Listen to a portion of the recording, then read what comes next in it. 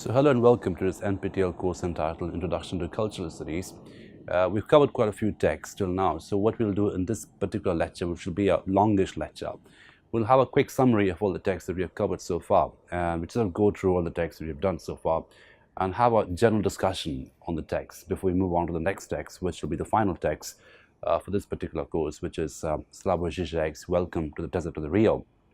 We'll also look at Dick Hebge's culture studies book, culture studies work, one of the pioneers of culture studies in our lectures to come. But before we do that, before we move to Hebge or Žižek, we'll spend this particular lecture, a longish lecture, having a quick summary, having a quick sort of look back to whatever you've done so far in this particular course. So just to go back at the very beginning, when we set out to define culture studies, when we set out to define culture, we looked at culture as a very interesting mixture, a very mutable mixture of some material things, some abstract things, things which are material as well as abstract, such as religion, language, race, etc., food. And we also looked at how culture is, one of the conditions of culture is it keeps changing all the time. So the coordinates of culture changes. What we call high culture, what we call low culture, I mean, these coordinates change as well. So what is low culture today might become high culture tomorrow, etc. A classic case in point would be William Shakespeare, when, for instance, when Shakespeare's plays were originally produced way back in Elizabethan England, I mean, no one thought of those plays as high culture events or high culture phenomena. They catered to different kinds of audiences. They catered to the royalty, they catered to the very working class people. So there's a lot of body humor in Shakespeare, as you all know. Those of you who read Shakespeare would know there are sections in Shakespeare, especially the comedy sections, where things can be quite gross and body and non-sophisticated, but that's actually part of the package, because that caters to a certain kind of audience who come to consume that kind of a spectacle.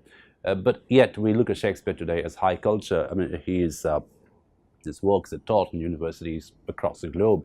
Actually, we have very many seminars on Shakespeare. He keeps getting commemorated. The different kinds of papers being written, different kinds of research being done, and so Shakespeare is high culture today. But originally he wasn't so when his plays were produced. And you can think of many more examples such as this.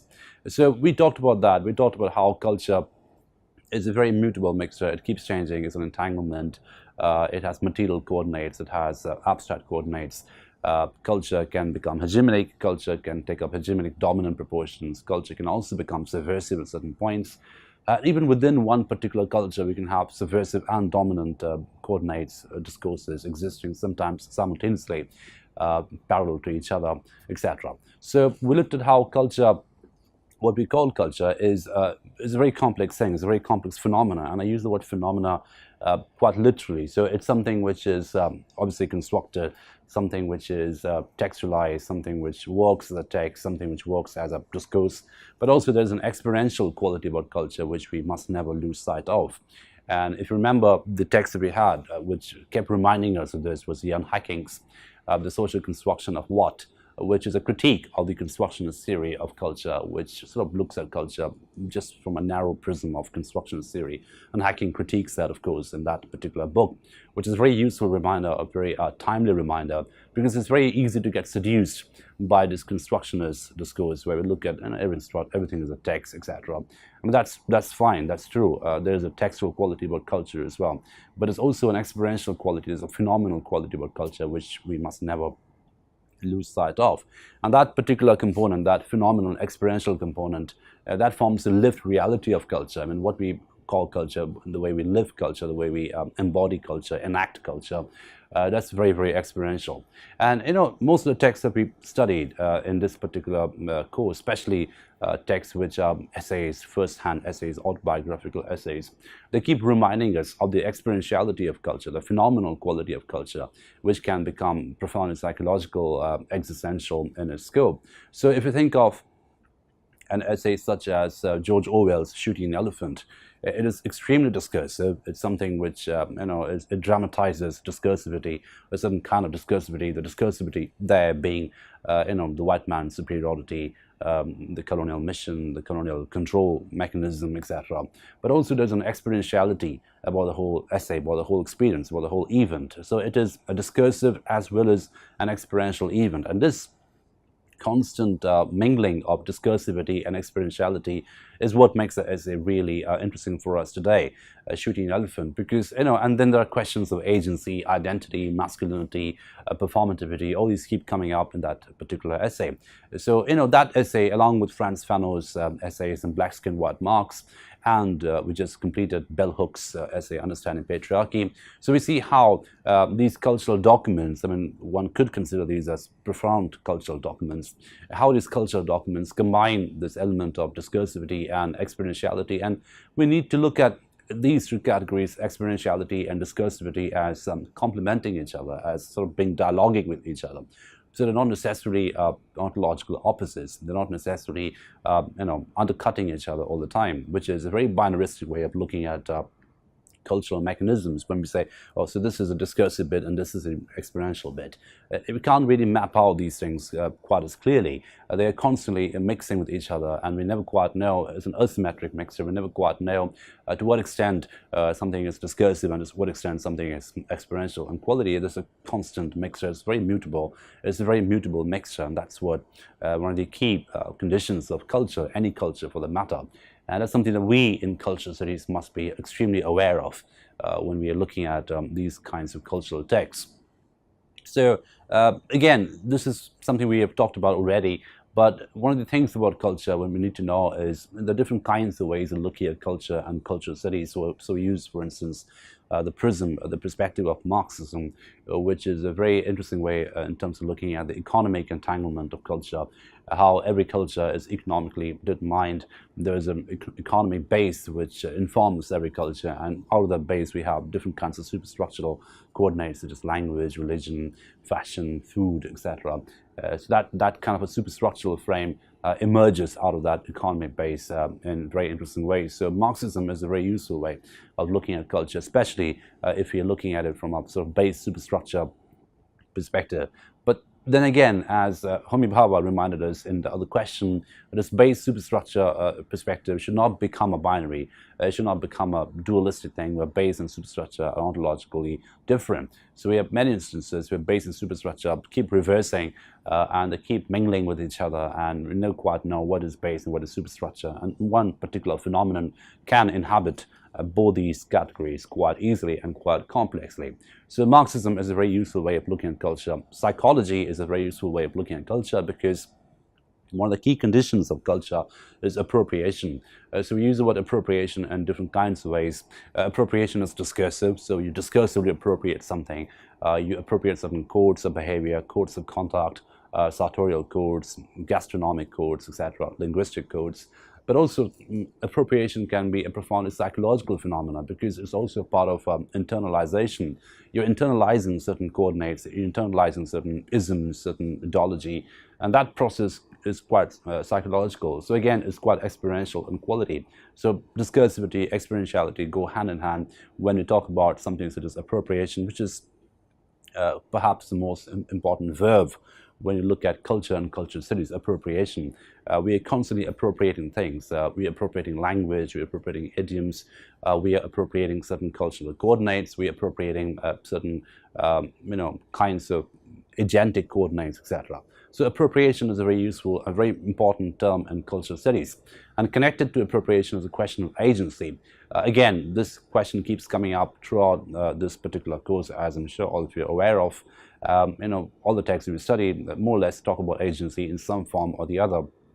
So when you talk about something like Orwell's essay, Shooting an Elephant, that essay becomes a very interesting description, a very paradoxical drama of agency, in the sense that the person with notionally agentic self, the person who is notionally agentic, most privileged and agentic, turns out to be the most agency-less in the end. So agency, again, like culture, is a very mutable category. So it can appear full as well as empty at the same time. So in the case of that particular essay, Orwell's Shooting an Elephant, what we see in the end of the essay is a liquidation of agency. So it's an exhaustion of agency. The person loses agency and just has to enact the particular duty expected of him, the particular cultural appropriation expected of him as a white man in a colonial setting. although notionally he is the most agentic person in the entire drama, so he has notionally, theoretically, the most agency in that particular setting, but at the same time he loses agency because he has agency. So the question of power also comes into being quite clearly. And we have read Foucault, what is an author, where he talks about this very interesting, he offers a very discursive analysis of the question of authority, power, authorship, etc., which become very important points in cultural studies. But then again, each of these categories, power, authority, authorship, agency, these are very mutable. So mutability is one of the constants of culture, you might say. Every culture is mutable, every cultural coordinate is mutable. So agency, power, authority, these are cultural coordinates, and these are mutable. Mutability becomes the key condition for each of these coordinates at any given point of time. So one of the things which we also were mindful of in this course was the historical frame of any culture. So we can't study any particular cultural phenomenon by divorcing it from a historical frame. So historicity is a very important condition for cultural studies. We must locate the event within that particular historical frame. So when we're looking at Frantz Fanon's Black Skin, White Marks, we are looking at a historical frame of French-Algerian colonial conditions. And if you take it out of the frame and look at it from a macro perspective, a neutral perspective, we lose out on the nitty-gritty of what is being said by Fanon. We lose out on the cultural specificity that a particular essay demands as a text. So when I look at Fanon's Black Skin, White Marks, we see how the body becomes very important. The black body becomes a very discursive design in a certain condition. It is racialized, epidermalized, as Fanon says. So this entire process of epidermalization, where you become something because of your skin color, is a very massive phenomenon in Black Skin, White Marks. The very title suggests that it's an act of appropriation, a constant act of appropriation that you do as a black person in France. You have a black skin, but you put on a white mask in order to sort of appropriate a certain kind of agency, a certain kind of privilege that is only accorded to the white population. And of course, that appropriation can only be a misappropriation, can only be an inadequate appropriation, as Fanon keeps reminding us. So for instance, if, there are many instances in that particular book, I'm sure you remember, where Fanon says that when a black person speaks very fluent French, the obvious question that comes to him is, how did you pick up French so well? How did you speak French so well? The obvious assumption is the black person should not be able to, black person should not be able to speak French in the first place. So any act of speaking French must be an act of inadequate appropriation, and that constructed quality about appropriation is never lost sight of. However, there are certain other constructed qualities which are sort of very conveniently effaced away. The white man's domination, the white man's superiority. I mean, these are more heavily constructed categories, but that particular construct is very easily and effectively effaced away, and no one asks those questions that how come the white man becomes superior in the first place. So these questions remain unasked, whereas the question of the black man's appropriation are heavily and massively asked throughout the colonial setting. So black skin, white marks become, quite interestingly, a very good example of psychological drama, psychological trauma in the colonial setting, where this constant act, this constant anxiety to appropriate becomes a condition for the colonized person, for the colonized subject, seeking to appropriate certain cultural coordinates which are markers of privilege, agency, and authority. So that's a very important text that we studied extensively for this particular course. And in a very interesting way, it's dialoguing with Orwell's Shooting the Elephant, because in that essay, Orwell is talking about the crisis of being a white man, where there's also an act of appropriation demanded of the white man. So there are certain structural similarities that you can find between the Orwell essay and the Fanon book, Black Skin, White Marks, although they belong to different cultural conditions, and the speaking subject is very different. So for Orwell, it's a white man who is notionally, theoretically agentic, and for Fanon, it's the black man who is constantly anxious to appropriate the cultural, the proper coordinates of culture, the proper agentic coordinates, which will give him or confer privilege onto him.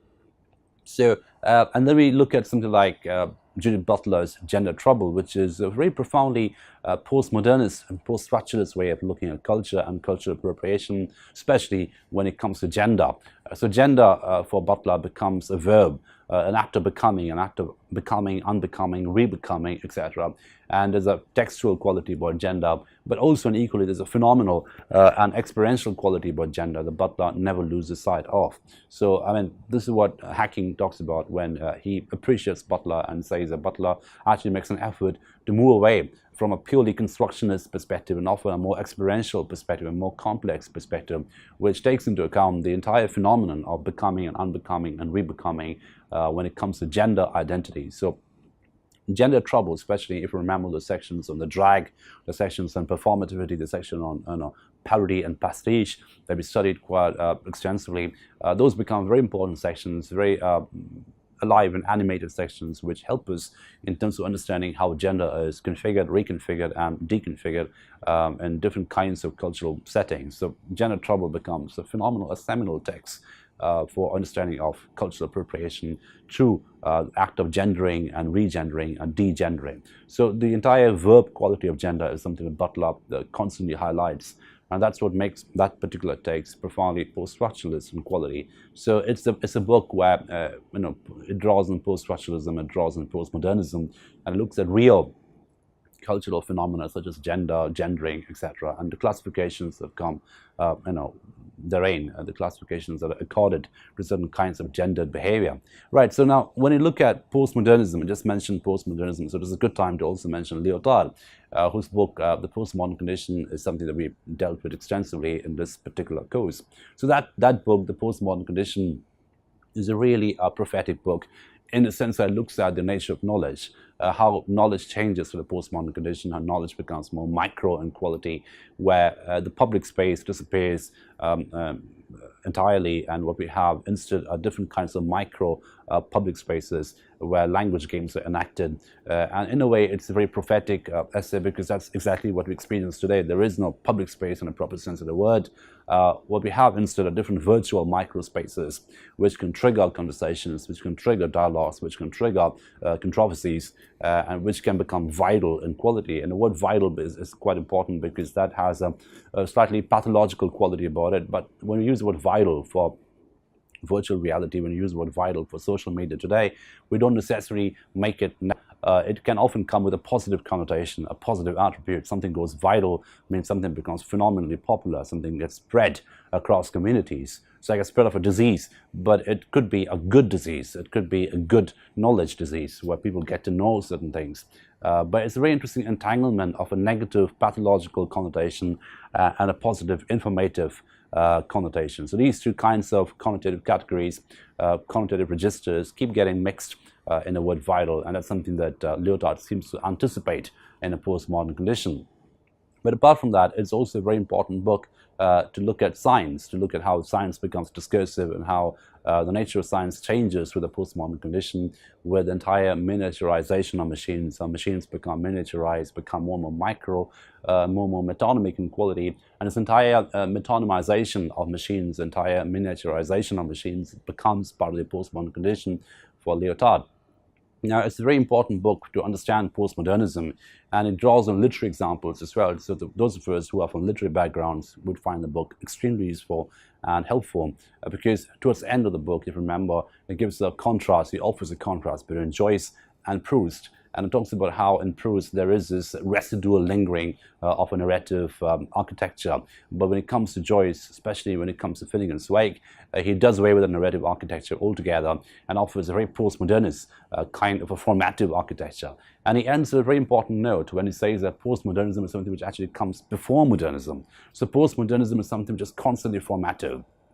So in that sense, it's a style which will never go out, which will never end. It's not really a temporal category per se. It's more of a stylistic category for Lyotard, where he says that anything which comes before the modern is actually postmodern. Before everything becomes fossilized into a form, fossilized into a structure, that act of finding a structure, the act of finding a form, that is what postmodernism is all about. The act of searching for a form, the act of looking for a form, that is postmodernism or postmodernist aesthetics for Lyotard. So in a way, it's a very, very useful book for culture studies as well as for literary studies, and those of us interested in postmodernism as a movement, as a cultural phenomenon. So that is one of the seminal books that we have covered, hopefully with some degree of attention.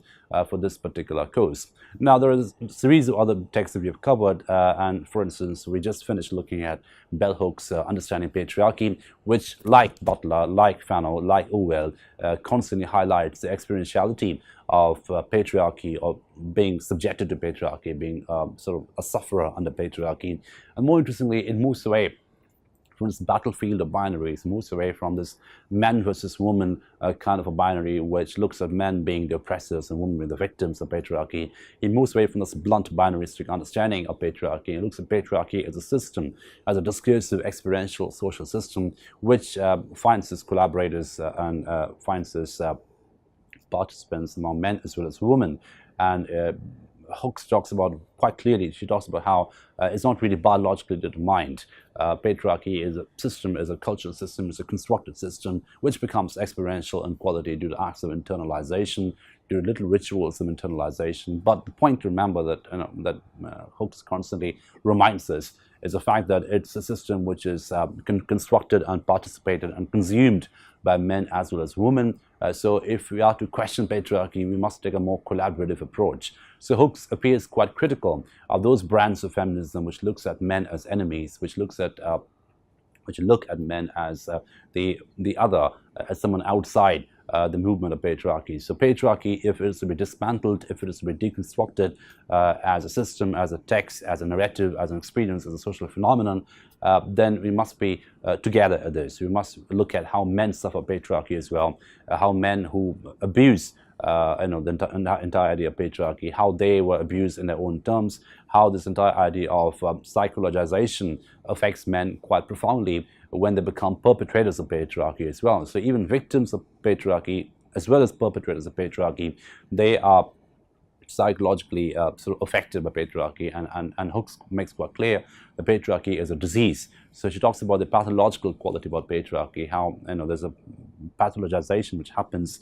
due to acts of internalization. So when you internalize something, you become pathologized by patriarchy. So in that sense, patriarchy is a disease, it's a social disease which must be critiqued. But in order to critique it, we must address the question, the question of patriarchy, which goes beyond the binary of men versus women, and that's something that Hooks constantly reminds us.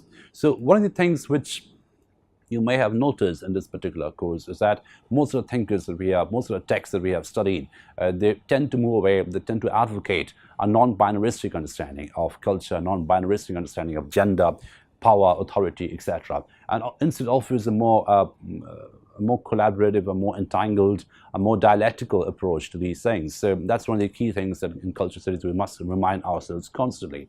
If we fall into the trap of binary, if we fall into the trap of the dualistic understanding of how power works, how nature works, how culture works, how patriarchy works, how language works, then we end up replicating those power structures. We end up replicating those patriarchal, phallogocentric discursive structures which are designed to promote certain orders of humans above and above certain others. So for instance, that's a critique that Homi Bhabha does to Edward Said when he says Said's understanding of Orientalism is phenomenal, is one of the seminal understandings of the entire idea of colonialism, etc. But there's a theoretical fallacy inside, there's a theoretical error that Said never quite gets over from, and that is the error of binary. So he looks at the entire Orient versus Occident as a binary, which doesn't quite move, which doesn't quite come into collusion or collision. So this entire idea of collusion and collision is something that Bhabha is extremely important, extremely interested in as a post-structuralist. So he is more interested in looking at how authority, power, these things can become quite collusive in quality, how the colonized as well as the colonizer can participate and co-consume these things in different degrees. So this entire idea of co-consumption becomes important, because when you take that theory of Bhabha and put it into Orwell's Shooting Elephant, the entire essay becomes an act of co-consumption. Right? It's not just the colonizer consuming power or authority, it's also the colonized who becomes consumer of that same kind of authority, same kind of patriarchal, expansionist, imperialist enterprise, and how that narrative is set out for everyone to co-consume. Right? And that therein lies the real rich quality in Bhabha's essay, where he offers this very post-structuralist idea of power, authority, especially in a colonial setting.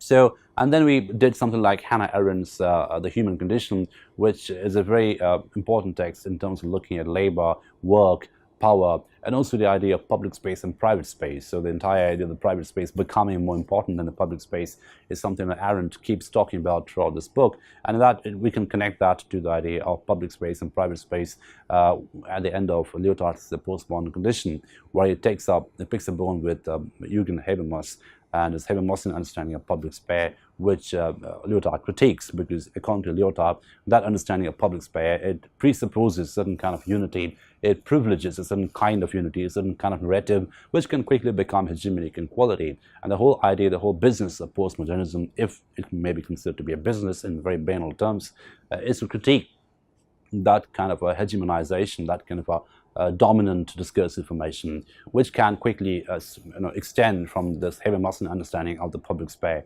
according to Lyotard. Okay, so these are many texts that we have covered in this particular course, and of course, I mean, we talked about different kinds of theoretical frameworks, how the different theoretical frameworks can fit into this course, how as a study, as a branch of study, culture studies is essentially interdisciplinary in quality. We draw on different kinds of disciplines, psychology, language studies, gender studies, literary studies, colonial studies, etc., feminism. So all these things come into play very, very richly in cultural studies, and make it a course, make it something which we can relate to in our real lives. So that's one of the key things that I would like you to take from this particular course.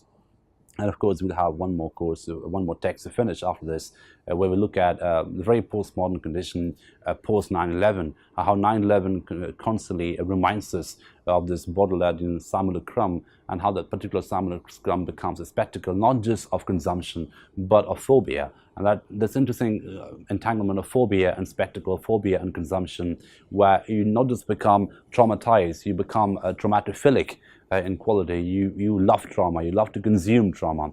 It's something which Zizek talks about quite extensively in Welcome to the Desert of the Real, which is obviously an allusion to the Matrix movies. If you've seen the Matrix movies, those are films which constantly question this borderline between reality and virtuality. I will never quite know when reality ends and the virtual world begins. So everything can be virtual, everything can be real at any given point of time. And that neat mapping is almost impossible in the world we live in today. So, so we can see Zizek extending the Lyotardian understanding of postmodernism in slightly more dystopian ways, perhaps. But that's, again, a very real condition. That's a condition we can readily relate to in the way we live our world today. So, this overview, the summary that I just tried to offer you today in this particular lecture is hopefully helpful in terms of looking at how we look at culture studies, how we ought to look at culture studies as a real phenomenon, not just as a text, not just as an academic enterprise, but as something which we can relate to in our daily lives in quite readily in more ways than one. And again, just going back to some of the key texts that we have studied for this particular course. So when you look at Orwell, when you look at Pava, when you look at Hannah Arendt, bell hooks, Foucault, Lyotard, and a series of other things, other texts and figures that we constantly have alluded to, it's very easy. And I mentioned again, it's very easy to be seduced away by the grand narrative of constructionist theory. And this is a paradox that we must be slightly comic in a way that we must be quite aware of. We're constantly looking at the textuality of culture. We're constantly questioning the constructed quality of culture. There is this tendency, there is this danger, there's this risk of reification, which can operate in a reverse way, that we say that everything is textualized, everything is constructed, and we can't really think in terms of any other prism, any other perspective.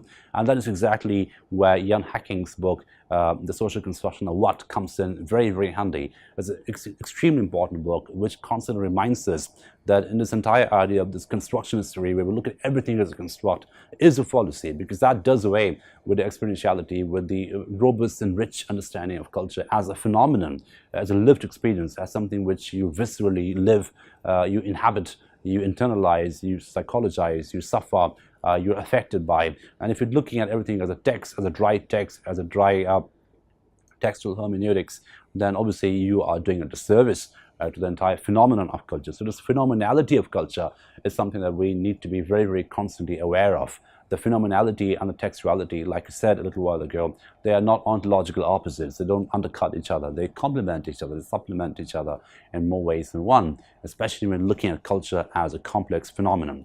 Right, so this is what we have covered so far, this is the sort of the inherent fundamental message that one may draw from this particular course.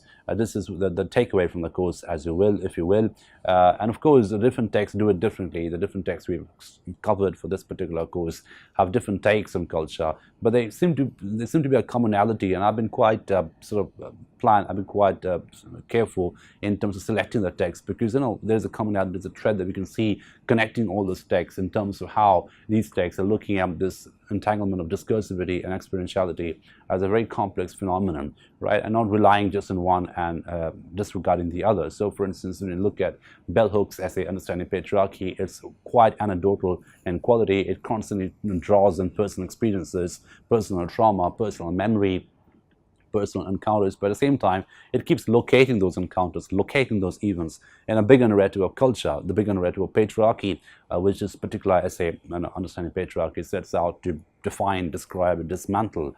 As Franz Fanon's Black Skin, White Marx, it's a profoundly personal essay. It draws on autobiographical elements, it draws on different kinds of experiences that the person, the subject, has had in different colonial conditions. However, those experiences are located and mapped onto this entire discursive phenomenon of colonialism, which is never lost sight of. So again, we're looking at this very interesting balance between the experientiality, the lived reality, and the textual discursivity, which constitutes culture. And this is something which we must be constantly aware of, because cultural studies is not just a textbook, it's not just an academic enterprise, it's not just a classroom. It's something that we live, inhabit, consume, breathe every day, whether we're aware of it or not. And this particular course, in a way, is a very modest attempt to make us aware of how culture happens, how culture takes place, how culture is internalized, how the cultural coordinates change. And change is something that we must be constantly mindful of, especially when we look at culture studies as a spectrum that we, a series of texts, events, phenomena, reality, virtuality, etc., that we're interested in as scholars and students of this particular discipline. So with that, I conclude this particular lecture and move on to Slavoj Žižek's Welcome to the Desert of Rio in the next lecture, which should be our final text for this course. And then we'll spend some time looking at Dick Hedges' Understanding Culture Studies, because that's one of the pioneer sort of studies in culture, or culture studies, one of the seminal texts, one of the seminal scholarship really on culture studies that we must be aware of before we wind up this particular course. So thank you for your attention, and I'll see you in the next lecture. Thank you.